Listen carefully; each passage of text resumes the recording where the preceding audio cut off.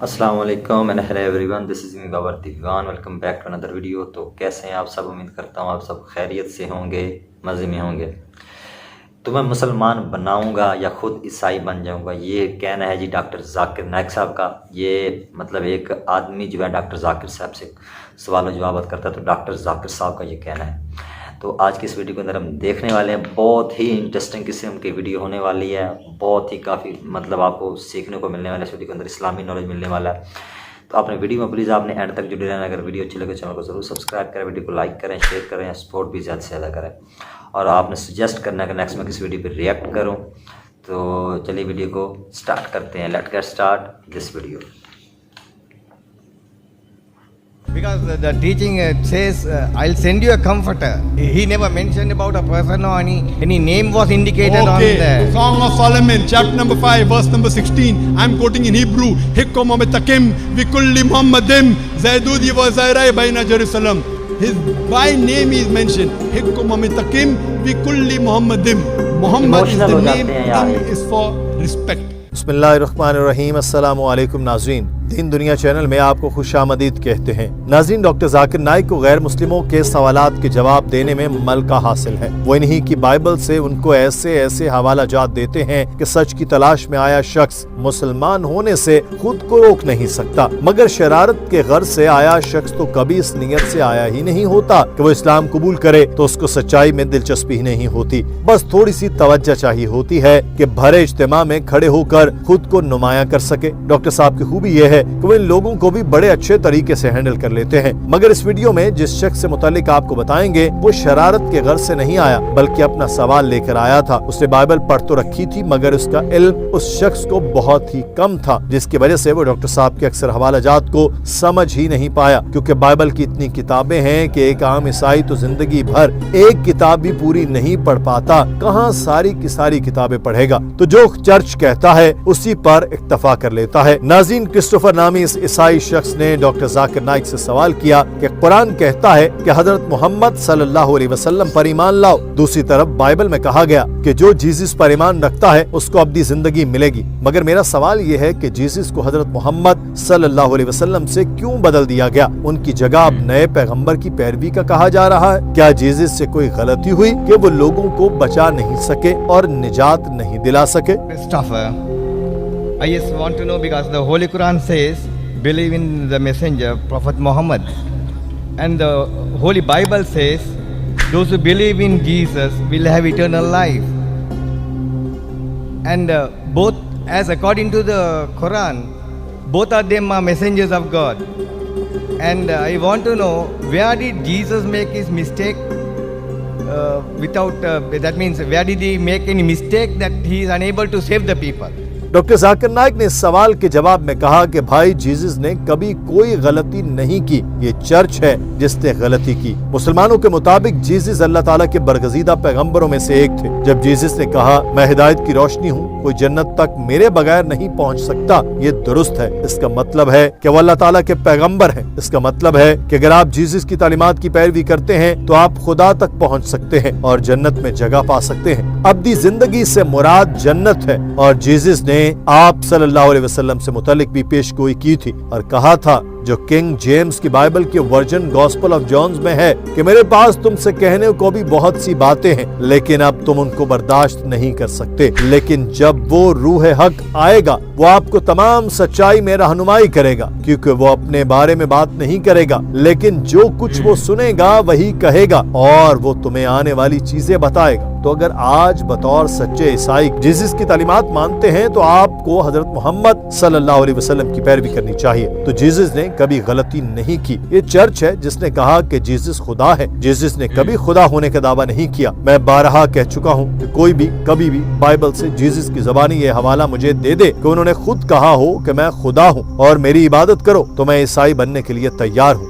ये तो चर्च है जिसने ये सिखाया है। हकीकत में तो जीसस ने यहाँ तक कहा है कि जो गॉस्पेल ऑफ जॉन में लिखा है कि मेरा बाप मुझसे बड़ा है, वो सबसे बड़ा है। इसी में लिखा है मैं शैतान को भगाता हूँ खुदा के हुक्म से। एक और जगह लिखा है मैं अपनी जात से कुछ नहीं कर सकता, जैसा कि मैं सुनता हूँ मैं फैसला करता हूँ और मेरा फैसला दुरुस्त है, क्योंकि मैं अपनी मर्जी नहीं बल्कि बाप की मर्जी चाहता हूँ जिसने मुझे भेजा है। तो जो भी कहे मैं अपनी मर्जी से कुछ नहीं करता बल्कि अल्लाह की मर्जी से करता हूँ, वो मुसलमान है। डॉक्टर साहब बाइबल से हवाले देते जा रहे थे और हाल में तालियों की गूंज बढ़ती जा रही थी। In fact, Jesus Christ, peace be upon him, said, it's mentioned in the Gospel of John, chapter number 14, verse number 28. Jesus Christ, peace be upon him, said, my Father is greater than I.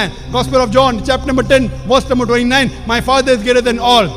Gospel of Matthew, chapter number 12, verse number 38, I cast out devil with the Spirit of God. Gospel of Luke, chapter number 11, verse number 20, I with the finger of God cast out devil. Gospel of John, chapter number 5, verse number 30, I can of my own self do nothing.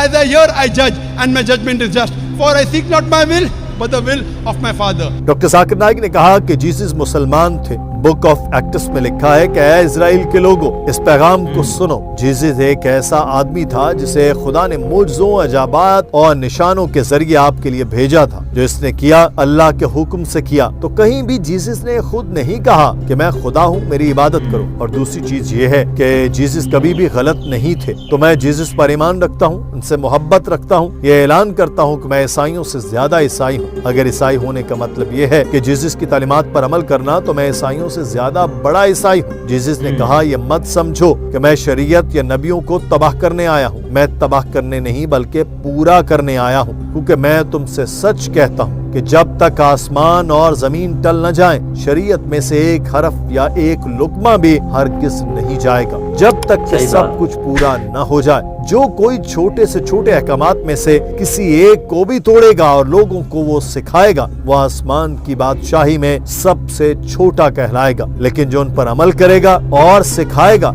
वही आसमान की बादशाही में बड़ा कहलाएगा। मैं तुमसे कहता हूँ कि जब तक तुम्हारी रास्तबाजी सबसे ज्यादा न होगी, तुम आसमान की बादशाही में हरगिज़ दाखिल नहीं होगे। डॉक्टर जाकिर नाइक माइक पर खड़े एक ईसाई को बाइबल से ही हवालाजात दे रहे थे और वो शख्स चुपचाप खड़ा था, क्योंकि उसके पास कोई जवाब था न सवाल। ऐसा लग रहा था कि वो भी ये सब कुछ पहली बार सुन रहा है। डॉक्टर साहब ने उस शख्स को बताया कि जीसस तो यहाँ ये तलकीन कर रहे हैं कि तुम एक पुरानी शरीयत का भी कोई हुक्म नहीं तोड़ सकते, चाहे छोटे से छोटा हो। ओल्ड टेस्टमेंट में लिखा है कि तुम्हें सूअर का गोश्त नहीं खाना चाहिए। ईसाई सूअर का गोश्त खाते हैं मगर मुसलमान नहीं खाते। तलकीन की गई कि शराब नहीं पीनी चाहिए, मुसलमान नहीं पीते मगर ईसाई पीते हैं। बाइबल में लिखा है कि जीसस का 8वां दिन खतना किया गया, मुसलमान खतना कराते हैं, ईसाई नहीं कराते। तो अगर ईसाई का मतलब जीसस की तालीमात पर अमल करने वाला है, तो हम मुसलमान ईसाइयों से ज्यादा ईसाई हैं। हम मुसलमान जीसस से प्यार करते हैं, उनका एहतराम करते हैं, उनकी पैरवी करते हैं, मगर उनकी इबादत नहीं करते, क्योंकि वो पैगंबर थे,